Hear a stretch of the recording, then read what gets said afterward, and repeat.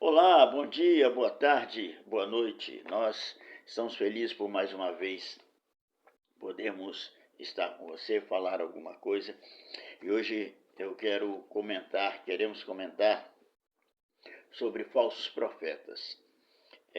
Eu acho interessante por esses dias, porque os eventos do Oriente Médio estimulam a que tais se manifestem ainda mais. Por qual motivo? Olha, algumas pessoas podem pensar que os falsos profetas são aqueles que vão defender Satanás, vão pregar contra Jesus, contra a cruz. Não. Olha, a Bíblia não nos dá essa base de fé.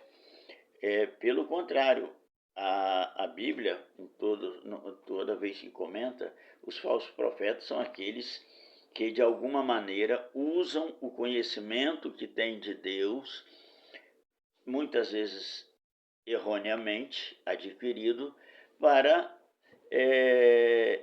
pregar. E muitas vezes, na maioria das vezes, eles fazem por interesse pessoal aquilo que podem ganhar.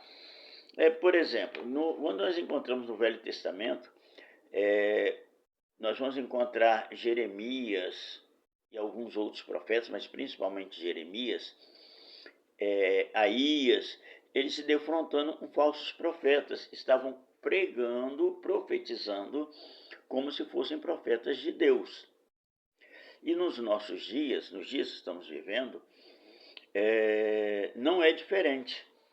Não é diferente, porque o falso profeta, ele tem interesse pessoal e particular. E aqueles que os ouvem acabam muitas vezes por ir atrás, porque eles têm uma mensagem aparentemente piedosa e parecida com aquilo que deveria ser pregado. Mas eles distorcem. Vamos lembrar que quando a serpente se aproximou de Eva, ela se aproximou falando da palavra de Deus, aquilo que Deus falou para ela, distorcendo. Quando Satanás foi tentar Jesus, ele também usou da palavra, distorcendo, porque ele tinha alvos a alcançar, mas o seu intento não foi alcançado. Então os falsos profetas, eles têm um interesse, alcançar alguma coisa, alvos que atinjam uma necessidade pessoal e particular deles. E há como descobrir na sua mensagem, naquilo que eles pregam e ensinam, e também há como nós não só identificarmos e nos precavermos contra isso. Então, o falso profeta, ele prega muito nos nossos dias para atrair pessoas para si, para a sua congregação, para ter mais ouvintes. Ele usa o que tem. E deixe-me dizer que os dias atuais, eles estavam com um prato cheio, mas que acredito que ficaram decepcionados. Por qual motivo? Eles estavam aguardando, falso profeta aguardando, que os conflitos envolvendo Israel, Irã, ali no Médio Oriente, aumentasse. Mas, muito pelo contrário, houve um esfriamento. Aparentemente, por esse tempo já parou. Por qual motivo? Eles falam assim, não, nos últimos dias haverão guerras, rumores de guerras. Sim, mas confira na Bíblia. Isso não é o fim. O Senhor Jesus, ele falou que essas guerras, rumores de guerras, terremotos, pestes, traições, isso é o começo do fim. O grande sinal, olha só, o grande sinal vai ser quando o evangelho do reino for pregado em todas as nações. Então, os falsos profetas, eles não vão ficar falando de Satanás, vão ficar usando aquilo que tem para atrair pessoas para si, como uma coisa que eles fazem, terrorismo espiritual. Querem atrair pessoas pelo medo da eternidade longe de Deus. Mas vamos lá, deixe-me só deixar uma coisa bem específica. Nós ainda vamos entrar mais biblicamente no assunto, mas essa questão do terrorismo espiritual é para ser compreendido da seguinte maneira: a eternidade com Deus não é para quem tem medo do inferno. A eternidade com Deus é para quem ama Jesus acima de todas as coisas. A mensagem da cruz não é uma mensagem de assustar e de medo do inferno, do medo à condenação. A mensagem da cruz, a cruz que Jesus foi levantado e ressuscitou ao terceiro dia, é uma mensagem de esperança, de fé e de amor. Então a eternidade é para quem ama Jesus e não para quem tem medo de inferno. Mas vamos lá. O que nós estamos vivendo dias assim muito complicados, muito difíceis. E os falsos profetas atraem pessoas para si porque eles têm uma palavra parecida com aquilo que Deus quer. Mas o final deles nós encontramos escrito em Mateus capítulo 7, versículos 22 e 23, onde diz assim, muitos chegarão no dia do juízo. Muitos chegarão a ele e dirão assim ao Senhor: ó Senhor, em teu nome profetizamos, em teu nome expulsamos demônios, em teu nome fizemos muitos milagres. E Jesus vai dizer: não vos conheço. Apartai-vos de mim, vós que praticais a iniquidade. Então os falsos profetas, eles usam o nome de Jesus. Mas o que acontece? Acontece é que o Senhor Jesus disse que se pudesse, eles enganariam também os escolhidos. Porque o que acontece? Aos Coríntios, o apóstolo Paulo fala assim, que a igreja tem que estar atento. Olha só, esses falsos apóstolos são falsos profetas também, vão lá, obreiros fraudulentos, transfigurando-se em apóstolos de Cristo. Se na 2 Coríntios, capítulo 11, versículos 13 e 15, ele diz assim, esses falsos apóstolos, falsos mensageiros, transfiguram-se em mensageiros, em apóstolos de Cristo. Mas não é de admirar, porque o próprio Satanás, ele se transfigura em anjo de luz. Então não é de estranhar que aqueles lobos em pele de ovelha estão dentro do rebanho, se transfigurem, se pareçam com ministro de justiça. Então, os falsos apóstolos, eles estão dentro da igreja cristã, estão ali ensinando, pregando, mas eles vão usando desvirtuamento da palavra. Então, o que acontece? Também, quando fala em Mateus capítulo 24, o Senhor fala para termos cuidados, porque se levarão falsos profetas e falsos cristos. Mateus 24, 23, é algo que devemos estar atentos. Não é simplesmente porque a pessoa tem uma boa palavra, tem um nível de conhecimento, que significa que ele é verdadeiramente um servo, um profeta de Deus, um mensageiro de Deus. O apóstolo Paulo, escrevendo a Timóteo, ele diz assim na segunda carta, olha, nos últimos dias teremos tempos muito difíceis, muito terríveis. Homens serão, eu vou ler aqui, serão egoístas, avarentos, presunçosos, arrogantes, blasfemos, desobedientes aos pais, ingratos, ímpios, sem amor pela família, irreconciliáveis, caluniadores, sem domínio próprio, mais amigos do bem, precipitados, soberbos, mais amantes dos prazeres do que amantes de Deus, tendo aparência de piedade. Piedade, assim, eles têm a aparência de serem religiosos, mas negando o seu poder. Ou seja, têm a aparência de serem de Deus, mas negam o poder de Deus. Paulo disse assim, afastem-se deles. Mas também Jesus disse assim, olha, aqueles que são sábios e sensatos, ao ouvirem a palavra de Deus, eles vão colocar sua fé na palavra, na Bíblia, naquilo que Jesus ensinou, naquilo que os profetas da Bíblia passaram. Homens sensatos são como pessoas que edificam sua casa numa rocha. Quando as lutas, as dificuldades, os problemas da vida vêm, resistem, porque estão na rocha, e a rocha é Cristo. Mas aqueles que se apoiam, se escoram apenas na palavra de homens, nos seus ensinos, sem confirmar, sem ler, sem se aprofundar no que a Bíblia diz para encontrar o respaldo daquilo que está sendo ensinado, são insensatos. E quando vem a luta, a dificuldade, o sofrimento, acaba caindo. Nós vamos falar sobre isso daqui a pouco. Por quê? Vamos lá. Uma das coisas que nós temos visto, se nós vimos, né, alguns anos atrás, eu não tenho acompanhado o desenvolvimento de música, principalmente no Brasil, é que algumas pessoas, alguns cantores ditos evangélicos e autores, eles compuseram músicas, hinos, e diziam assim sobre a fidelidade de Deus. Alguns, tem vários, mas um deles me chamou a atenção, que se não me engano era cantado pela cantora Ashla, e diz assim que Deus é fiel e não importa o que aconteça, Deus é fiel a mim. É o maior erro bíblico teológico que possa ter.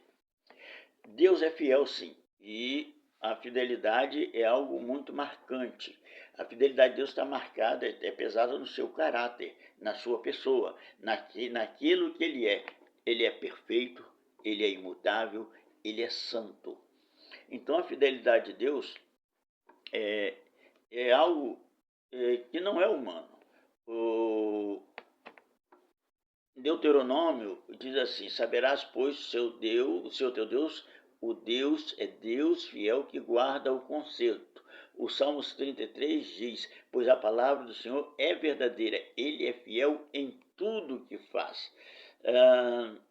Também, Paulo aos Coríntios diz assim: não veio sobre vós tentação senão humana, mas fiel é Deus, não nos deixará ser tentado acima, além daquilo. Com a tentação ele vai também dar o escape. Também diz assim: fiel é Deus que ele fosse chamado pela comunhão.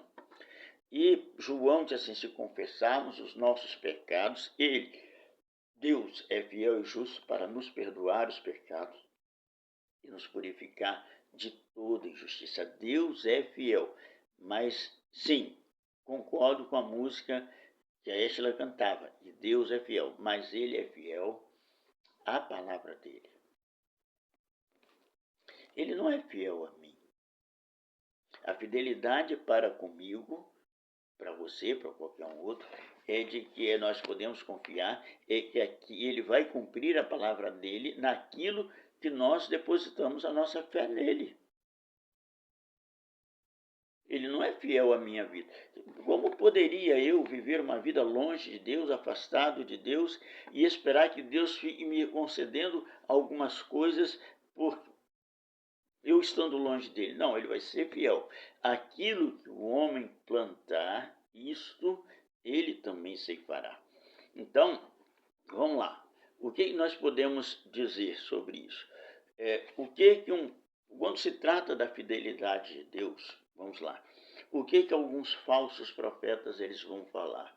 Que nós somos salvos pela graça, que não precisamos cumprir a lei. Olha, gente, eles estão empurrando pessoas que estão congregadas como seu rebanho para a perdição. Porque eu falo também por alguma experiência que já tive em alguns lugares onde fomos.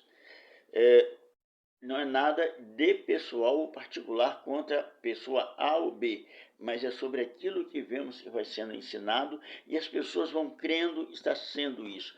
Olha, há pessoas que vivem em situação irregular na sua vida matrimonial, ou seja, em caso de adultério, mas estão lá frequentando a igreja e quando se sentem constrangidos de alguma maneira, são quase compelidos a manter na vida. Estão dizendo: não, somos salvos pela graça, não se preocupe.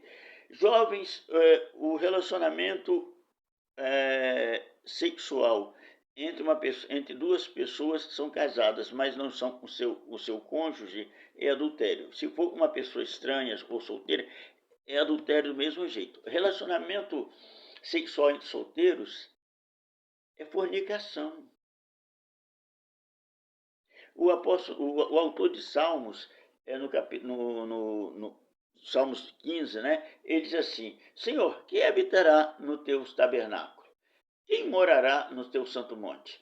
Aí vem aquele que anda com integridade, pratica justiça, fala a verdade no seu coração, que não murmura com sua língua, nem faz mal ao seu próximo, nem aceita alguma vergonha, algum opróbrio contra o seu próximo, em cujos olhos o réprobo é desprezado, honra os que temem ao Senhor, aquele que jura com dano seu e não muda.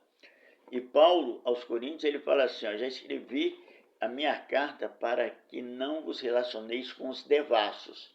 Quais? Eu não me referia genericamente aos devassos deste mundo, ou aos avarentos, ladrões, idólatras, porque então seria necessário sair deste mundo. Não devias associar-se com quem dizendo-se irmão. Mas não, eu escrevi que não deveis associar-se com quem dizendo-se irmão fosse devasso, avarento, idólatra, caluniador, beberrão, ladrão. Com estes nem sequer devais comer. Quando o autor aos Gálatas, Paulo escrevendo aos Gálatas, ele fala sobre a vida do cristão, ele fala assim, porém, se sois guiados pelo Espírito, não estáis debaixo da lei. Tudo bem.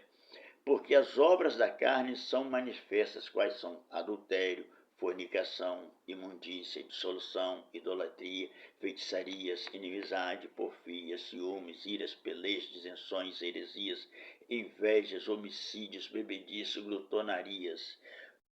Então, quando a pessoa é guiada pelo Espírito, ela se afasta das obras da carne, que são todas estas. Na lei, não é admissível viver em pecados. O apóstolo Paulo, ele falou muito sobre isso. Aos Efésios, capítulo 4, ele diz assim, de sorte que não andeis como andam os outros gentios na vaidade do seu pensamento, entenebrecidos do entendimento, separados da vida de Deus pela ignorância que há neles, pela dureza do seu coração, os quais, havendo perdido todo sentimento, toda sensibilidade, se entregaram à dissolação. Paulo, aos Colossenses, ele falou muito, aos Colossenses diz, mortificai, pois vossos membros estão sobre a terra, a fornicação, a imundícia, o apetite desordenado, a glutonaria, tá? A vil concupiscência e a avareza, que é a idolatria, coisas pelas quais vem a ira de Deus sobre os filhos da desobediência. Ser salvo pela graça não retira a necessidade de obediência à palavra. Na lei, relacionamento íntimo pessoal de pessoas casadas com outros que não seja do seu cônjuge, adultério. Relacionamento sexual entre solteiros, fornicação. Ezequiel escreveu e disse assim, entre várias situações, a alma que pecar, essa morrerá. Paulo aos Romanos, capítulo 6, versículo 23, diz, porque o salário do pecado é a morte. Para falar dessa questão da graça, quero falar alguma coisa que acontecia na igreja de Roma. A igreja de Roma era uma igreja que tinha dois grupos distintos. Haviam os judeus convertidos e haviam os gentios convertidos. E qual era a situação? Os judeus convertidos, eles se encontravam... É bom você ler a carta aos Romanos, você vai entender mais profundamente isso. O autor, os judeus convertidos, eles consideravam assim, olha, nós somos circuncidados, nós somos herdeiros da promessa que Deus fez a Abraão. Então, nós podemos ter a nossa vida sem problema nenhum, porque nós temos a promessa. Aí Paulo diz aos judeus convertidos, porque o salário do pecado é a morte. mas o dom gratuito, porque o salário, não, isso aí é 6:23. Todos pecaram e destituídos estão da glória de Deus. Voltando, aos judeus convertidos que achavam que podiam viver de qualquer maneira, porque tinham a promessa de Deus, Paulo diz: todos pecaram e destituídos estão da glória de Deus. Porque nenhuma carne será justificada pelas obras da lei. Então, os judeus convertidos, eles tinham assim: nossa, somos salvos pela graça, pela promessa. Deus fez a promessa a Abraão, a graça nos alcança, somos alcançados pela graça, então podemos ver da maneira como quisermos, está tudo bem. Errado. Todos pecaram. Se viver no pecado, está fora da glória de Deus, ou seja, está condenado. Mas em Roma havia também aqueles que são gentios convertidos. E os gentios convertidos, eles achavam assim: olha, nós somos salvos pela graça. Que diremos? Permaneceremos no pecado para que a graça abunde? Não, o que aconteceu? Eles acreditavam assim: olha, nós vivíamos uma vida de pecados, longe de Deus, então a bênção de Deus, no poucos pecados que tínhamos, a graça de Deus foi grande. Então o que acontece? Quanto mais pecados nós tivermos, o que vai acontecer? A nossa graça, a graça em nós será maior ainda. E a estes Paulo diz: porque o salário do pecado é a morte. O salário do pecado é a morte. A alma que pecar, essa morrerá. Então, os falsos profetas, os pregadores da dissolução, eles vão falar da graça como que dizendo que se pode ter uma vida de qualquer maneira, pode-se viver no pecado, sendo desonesto nos seus negócios, sendo um mau pai, uma má mãe, um marido, uma esposa infiel, solteiros que vivem uma vida desregrada na sua conduta sexual de qualquer maneira, porque diz: não, você é salvo pela graça, então não se preocupe. Não, se preocupe sim. Se preocupe sim. Nós somos salvos para, como Paulo diz aos Coríntios, ele diz assim: aquele que está em Cristo, nova criatura é, as coisas velhas já passaram, eis que tudo se faz novo. Aos Romanos capítulo 7, versículo 6, Paulo diz: mas agora, tendo sido libertados da lei, tendo morrido para aquilo que estávamos retidos, para que servamos em novidade de espírito. Nós não somos libertos da condenação da lei. Para quê? Pela graça, para termos uma nova oportunidade. Qual é a situação? A situação é a seguinte: a graça, ela não nos isenta do compromisso de obediência à lei. A graça é o seguinte: estamos condenados por causa do pecado, sem chance. Então a graça chega para fazer com que tenhamos outra oportunidade. A graça nos dá uma oportunidade de voltarmos ao trilho, de voltarmos ao caminho de Deus, de voltarmos ao caminho da obediência. Como falamos no início, a eternidade, a salvação não é para quem tem medo do inferno, mas é para quem ama Jesus. Por isso ele disse: se me amardes, guardareis os meus mandamentos. Não há como se considerar salvo sem obediência aos mandamentos de Deus. Não há como. Então, você quer identificar um falso profeta? Veja se ele isenta. Ele diz que você ou qualquer pessoa pode continuar uma vida de desobediência a Deus em pecado porque está salvo pela graça.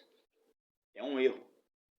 Ele está distorcendo, assim como a serpente fez com Eva, assim como Satanás tentou fazer com Jesus, ele está induzindo ao pecado, à manutenção, a que continue onde está, para que você possa estar ouvindo aquilo que lhe agrade, mas vai fazer com que o teu espírito esteja na condenação eterna. Esse é o primeiro item.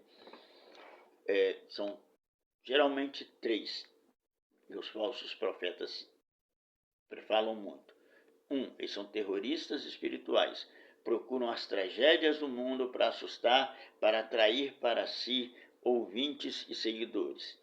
Segundo, eles pregam que somos salvos pela graça e pode-se viver dissolutamente, cometendo as maiores torpezas, os maiores pecados, que no final será salvo. Então, meu amigo, vamos lá. E usam, né, um jargão teológico. Graça é um favor imerecido. A graça é algo que Deus concede a quem não merece. Então podemos viver de qualquer maneira. Toda pessoa, todos os assassinos, todos os assaltantes, todos os ladrões, todos os mentirosos serão salvos.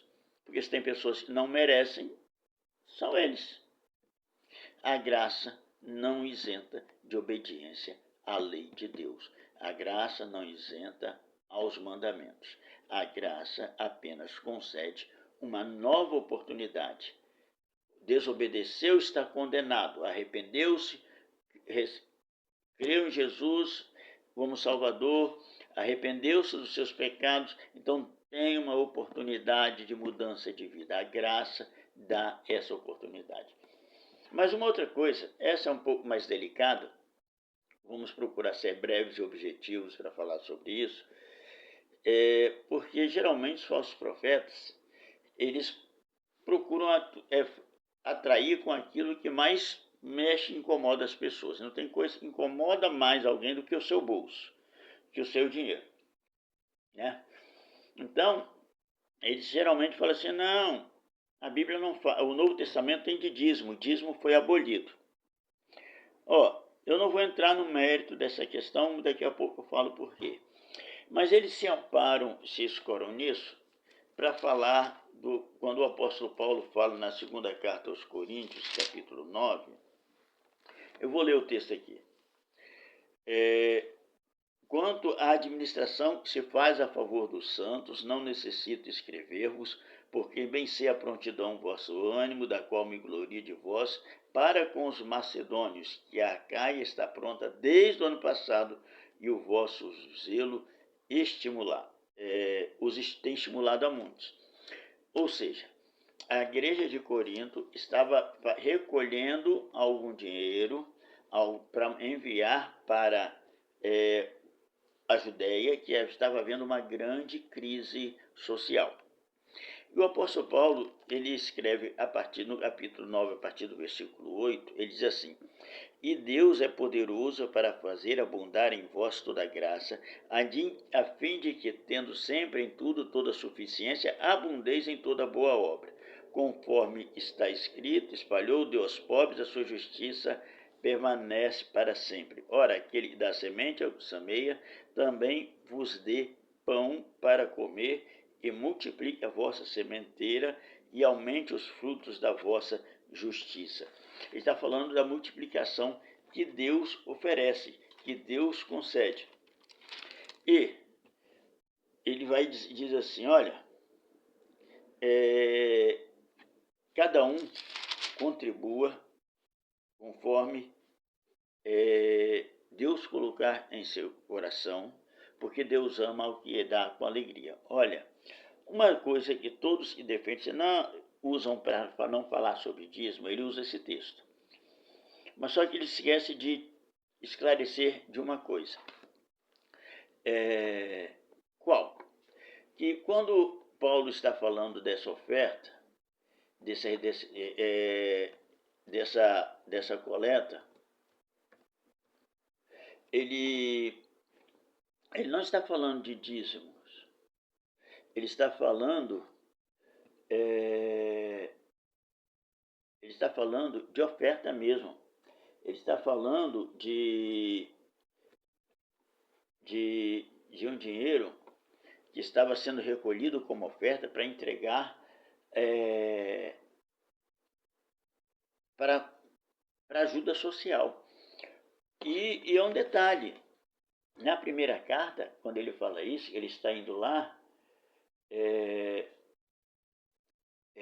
no versículo 7, ele fala assim: cada um contribua segundo propôs em seu coração, não com tristeza ou por necessidade, porque Deus ama ao que dá com alegria. Por que ele falou isso? A igreja de Corinto, pegar a primeira carta, você vai ver que é uma igreja toda cheia de problemas, uma igreja dividida, uma igreja com irmãos processando irmãos, uma igreja com pecados sexuais gravíssimos, uma igreja de disputa interna, irmãos divididos, e que eles tinham um pequeno problema que Paulo condenou veementemente. Quando eles iam fazer uma festa ou celebrar a ceia, os irmãos resolviam fazer, uma refeição todos juntos. Só que acontecia o seguinte, está no capítulo 11 da primeira carta. Os irmãos levavam as suas refeições, também vinho. Chegando lá, não havia o compartilhar na mesa. Cada um comia o que levou. Haviam irmãos ricos, pobres e pessoas muito necessitadas. Mas o que acontecia? Os ricos pegavam tudo que levaram e comiam sozinhos, a ponto de se embriagar. Mas aqueles que não tinham nada para levar ficavam com fome lá dentro. Irmãos, então Paulo, ele está agindo dessa maneira, ele está cobrando isso, mas ele está falando assim, não tem que ter avareza. Vocês têm que ajudar seu irmão. Então, aqueles que falam sobre vida financeira, falam assim, não, você pode, não precisa entregar dízimo, dízimo não, é antibíblico, é antes do Novo Testamento. Não é não. Não é. Não é, e vamos dizer daqui a pouco como você pode descobrir isso. Não é mostrando versículo bíblico, não. É na sua vida. Então, para atrair pessoas para si, para o seu rebanho, para estar ali, eles falam e querem ouvir aqueles que têm a maior dor, maior peso. É quando fala da sua vida financeira. Mas a sua vida financeira pode ser abençoada. Mas só quem pode torná-la abençoada é você. Não é a palavra, a oração do pastor. É a sua atitude. E para que a gente possa saber disso, o apóstolo Paulo, quando escreveu aos Romanos, ele orientou a igreja sobre o seu comportamento, como deveria ser. Por quê? Porque dentro da igreja haviam aqueles que se levantavam ensinando coisas que não tinham nada a ver com Deus. Olha só, como nós podemos encontrar resposta se o ensino está sendo passado para nós é de Deus ou não? Olha, sinto muito, mas você, se não tiver aquele trabalho, aquela dedicação de uma vida com Deus, nunca vai descobrir. Vai ficar só recebendo aquilo que eles vão falando, vai aceitando como verdade e no final pode estar sendo condenado. Por quê? Porque Jesus disse, nem todos que me dizem Senhor, Senhor, entrarão no reino dos céus. A condição, a capacidade de descobrir a verdade, você, nós temos. Não temos que aceitar a palavra dos outros, temos que ouvi-la. Não devemos aceitá-la como verdade absoluta. Devemos questioná-la como? Da maneira como Deus nos deixou. Quando lá em João capítulo 7, vou voltar aqui para ir lendo alguns textos. Em João capítulo 7, nós vamos encontrar o Senhor Jesus no templo em Jerusalém. Ele diz assim nos versículos 37 a 39. E no último dia, o dia da grande festa, Jesus pôs-se de pé e disse, se alguém tem sede, venha a mim e beba. É ir a Jesus, não é ir ao pastor, nem ir a uma igreja. É ir a Jesus. E olhe bem, é parecido, está tudo relacionado ao que Jesus disse em Mateus 11, 28. Vinde a mim todos vós, estáis cansados e sobrecarregados, e encontrarei descansos para vossas almas. Aprendei de mim, que sou manso e humilde de coração, encontrarei descanso para as vossas almas. Então Jesus, se alguém tem sede, venha a mim, ou seja, ir a Jesus e beba. Quem crê em mim, como diz a Escritura, rios de água viva correrão do seu ventre. É crer em Jesus como está na Bíblia. Não é como pregam, ensinam, Jesus era isso, Jesus, e dizer, não, confira com o que a Bíblia diz. Jesus disse assim, que aquele que crê nele, rios de água viva sairão, fluirão dele. E como? Ele disse, ele disse isso falando do Espírito que haviam de receber aqueles que nele crescem, ou seja, aquele que cresce em Jesus, reconhecesse como Salvador, receberia o Espírito Santo. Olha que maravilha. Então, qual é a maneira que temos, que Deus nos deu, para identificarmos a mensagem, a pregação de um falso profeta? Quando ela compactua, está de acordo com a Bíblia, mas recebe o carimbo, o selo de aprovação do Espírito Santo. E como vamos saber disso? Tendo comunhão com Ele. Tendo comunhão com o Espírito Santo. Não tem a ver com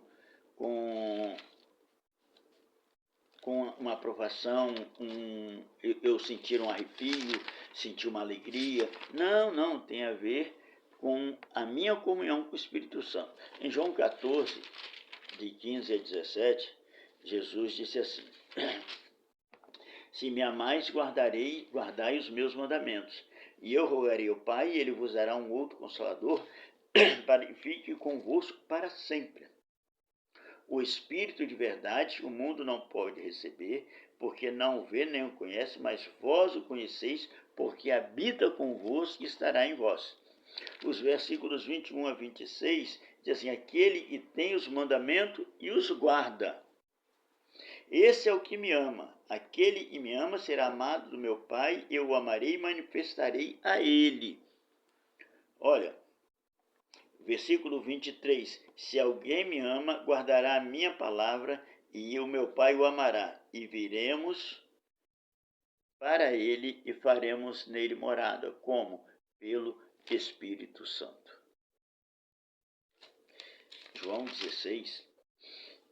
Em João 16, Jesus também fala sobre essa vinda, essa dádiva do Espírito Santo, e fala assim, ele me glorificará, porque há de receber do que é meu e vou-lo-á de anunciar.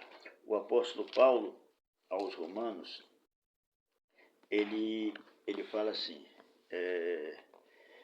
porque enquanto não há nenhuma condenação, há naqueles que estão em Cristo Jesus, que não andam segundo a carne, ou seja, não andam em pecado, mas andam segundo o Espírito, porque a lei do Espírito de vida em Cristo Jesus me livrou da lei do pecado e da morte. Como ele vai dizendo, versículo 5 do capítulo 8, porque os que são segundo a carne inclinam-se para as coisas da carne, mas são segundo o Espírito para as coisas do Espírito.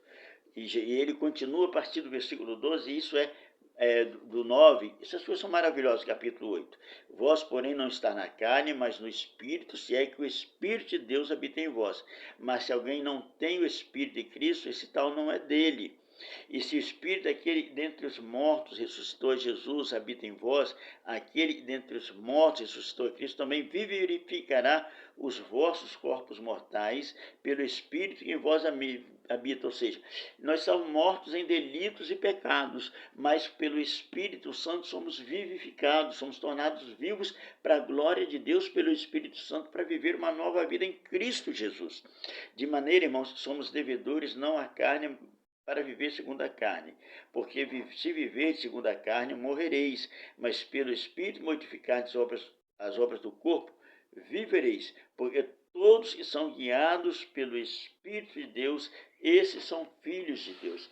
Então, como saber, como encontrar na palavra de um falso profeta aquilo que está me levando para longe? Compare com a Bíblia. Compare com a Bíblia e com a comunhão com o Espírito Santo. Sabe por quê? Porque o Espírito Santo habita na sua vida, na vida de quem entrega a vida a Jesus e o reconhece como Salvador. O apóstolo Paulo, aos queridos Efésios, capítulo 1, diz: em quem vós estáis, depois que ouviste a palavra da verdade, o evangelho da vossa salvação, e tendo nele crido, fostes selados com o Espírito Santo da promessa. Então, o Espírito Santo é para todo aquele que, ouvindo a mensagem do evangelho. Qual é a mensagem do evangelho? Que, sendo eu pecador, reconheci o meu pecado, descobri que em meu pecado eu estou condenado e eu preciso de um Salvador. E que Jesus, ao entregar sua vida na cruz do Calvário, ele estava tornando-se meu Salvador, pagando o preço pelo meu pecado para que eu pudesse ser isento, remido, justificado do pecado, para ter acesso direto a Deus, para receber o Espírito Santo como selo penhor da minha salvação e viver uma vida nova com Cristo Jesus. Por isso, aqueles que não estão em Cristo, aqueles que não têm o Espírito Santo, são condenados. E como saber? Porque escolhem viver uma vida em pecados. Mas, se a sua vida em pecados está sendo um direcionamento de alguém que quer apenas ter você no seu grupo, no seu rebanho, como seu seguidor, porque ele ensina que você tem que ter medo dos dias atuais, o medo dos dias atuais, porque estão sendo os dias do fim, e se você não tem mudança de vida, você está condenado. Cuidado, isso é terrorismo espiritual. Segundo, você pode viver uma vida dissoluta em pecados de qualquer maneira, porque a graça de Deus será suficiente para salvar sua vida em pecados. Não vai, salário do pecado é a morte, mas o dom gratuito de Deus é a vida eterna em Cristo Jesus. Quando ele também apela para a sua preocupação em que as pessoas estão tendo lucro. Estão sim. Tem gente que fala do dízimo biblicamente como deveria, estão vivendo no lucro. E até para esses, você tem que estar em oração, tem que estar buscando a Deus, a direção do Espírito Santo, para saber se você segue está na direção deste ou não. Mas eles vão dizer: não, dízimo não é bíblico no Novo Testamento. Você só tem que dar a oferta. Ele nunca vai te dizer que o texto de Coríntios não fala de dízimos, mas eles vão dizer como se fosse. É um engano, é uma falta da verdade. O texto de Coríntios não fala sobre devolução de dízimos, fala de oferta para assistência social. Quer reconhecer um falso profeta? Olhe essas 3 coisas. Mas, acima de tudo, olhe para a sua vida. Se você não tem o Espírito Santo, busque tê-lo. Como? Entregando sua vida a Jesus como Salvador, e receberás tal selo. Que Deus te abençoe, que Deus te proteja e que Deus te dê a oportunidade de encontrar com Jesus como Salvador. Ou, se já o tem, de ter a direção do Espírito Santo para identificar nas mensagens que ouve o falso profeta daquele que é servo do Deus Altíssimo. Que Deus te abençoe.